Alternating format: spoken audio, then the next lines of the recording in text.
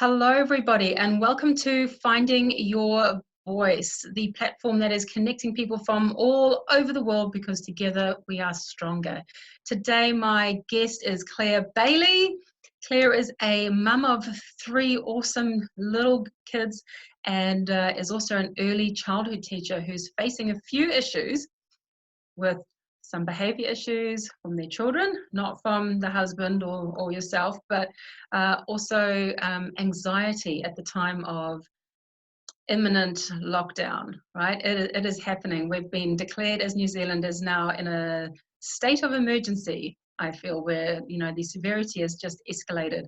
So Claire, please tell us what's going on in your life. Let's go. Hi. So I'm now in lockdown with my 3 kids, and my eldest, my daughter, is very anxious about what's going on. She's concerned for my parents, who are over the age that needs to be worried about, and she's very concerned about my husband's mother, who's been getting treatment for cancer. So she's also very at risk if she gets anything. So there's been a lot of worry and a lot of tears and a lot of reassurance needed over the last few days.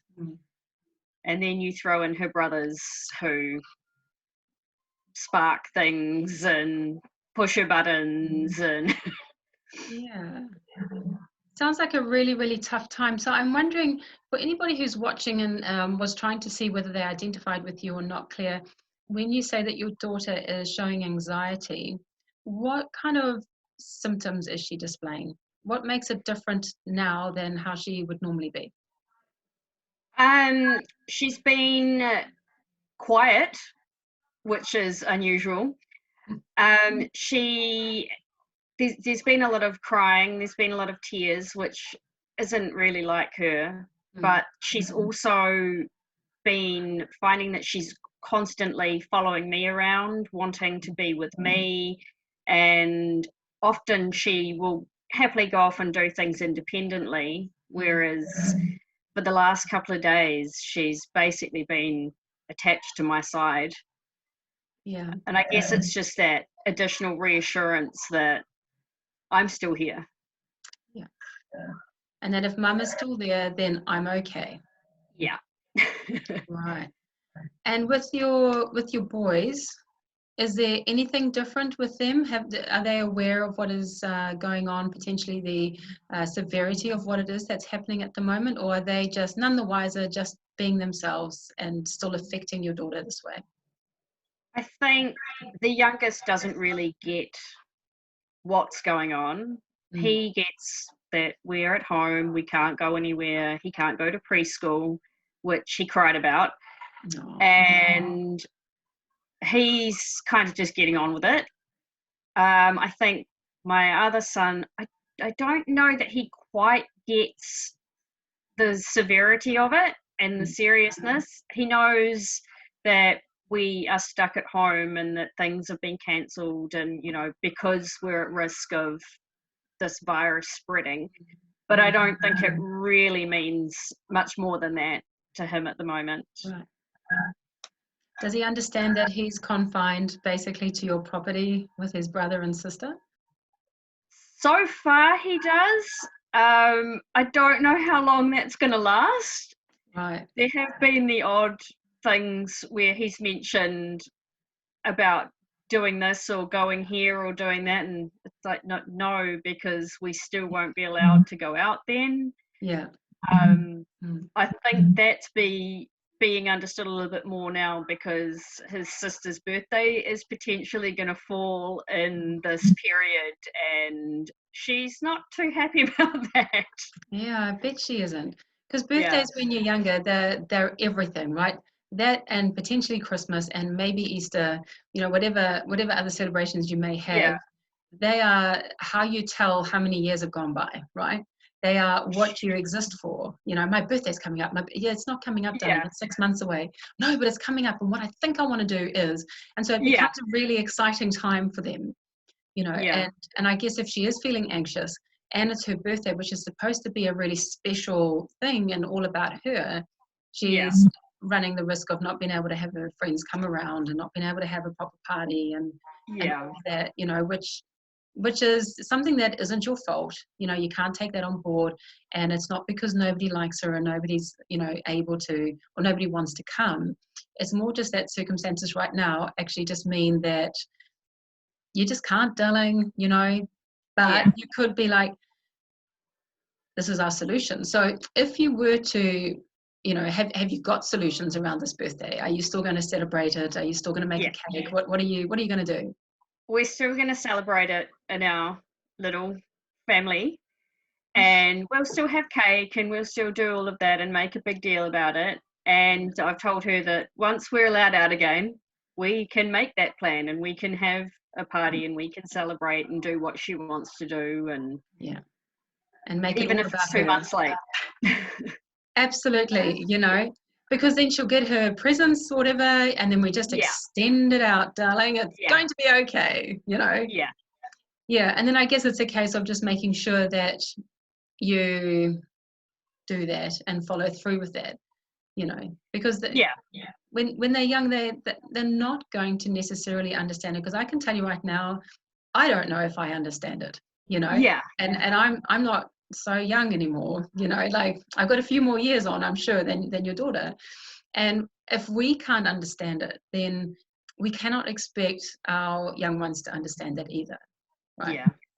And I guess there's an element of how much do you say and how much of the detail do you go into, because it's quite a fine line between, you know, oh my God, this is what happened, you know, we could all die, to, which is not true, of course, but to, oh, it's fine, don't worry about it, it's fine, it's all good, don't worry about it, no, it's all good, because then they don't have any information around that, which could then build into anxiety as Yeah. much as going the other way, which is we could all die. You know, Yeah. there's such a fine line. So when you're communicating with her around that, or if she asks a question, or if you're trying to make her feel less anxious, what is it that you're saying? What is actually helping? And what could you advise other people to do if their children are anxious? I think the fact that we're making plans for after this is over, Mm. I think that helps, because it just sort of backs up that there will be an end and life will go back to normal and we will get through this. Yeah. I've been as honest with her. I've been very honest with her and open about it all. That's always been my way. Because I think she deals better if she really does know what's going on. And just keeping busy. We're keeping busy. We're doing a lot of stuff together as a family and playing a lot of games. And I'm constantly trying to make things up that we can do that are a bit different and are fun, just Yeah. to keep that going and keep her mind off it as best I can. And just being there to talk and sit and listen as long as she needs. I like that. I've just written that down. I think that's really good.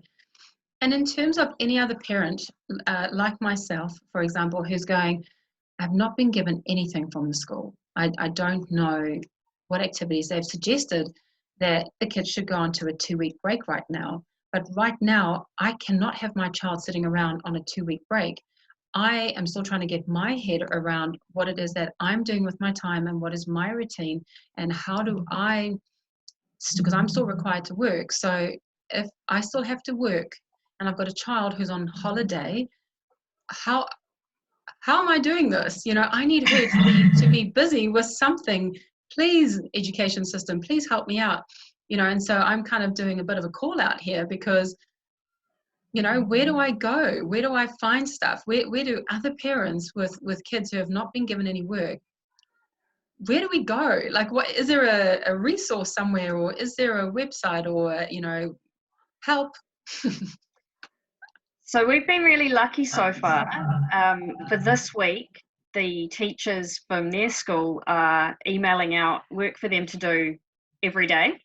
Wow, good. Which will stop from next week because the holidays. Yeah. But we've got lots of resources like websites like Study Ladder, Writing this down. That's That's a really good site. It's educational, but it's fun games. So it's got literacy, it's got maths, but it's all in the form of different games that you can do.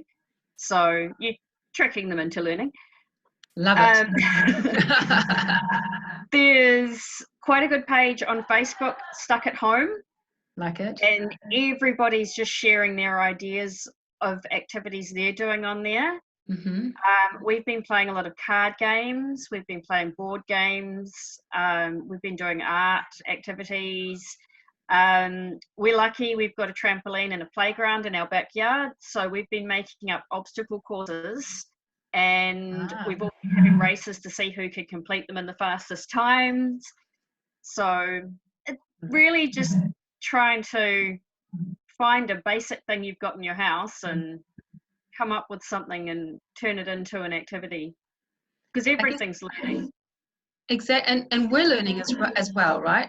Like Yeah. if we've never been if we don't homeschool our children, and I mean I guess this is where homeschool children are fortunate, right? Because they've got parents who have an idea as to how to teach them. They understand this. This is no different to them. It just means that they can't go and socialize with when they all meet up.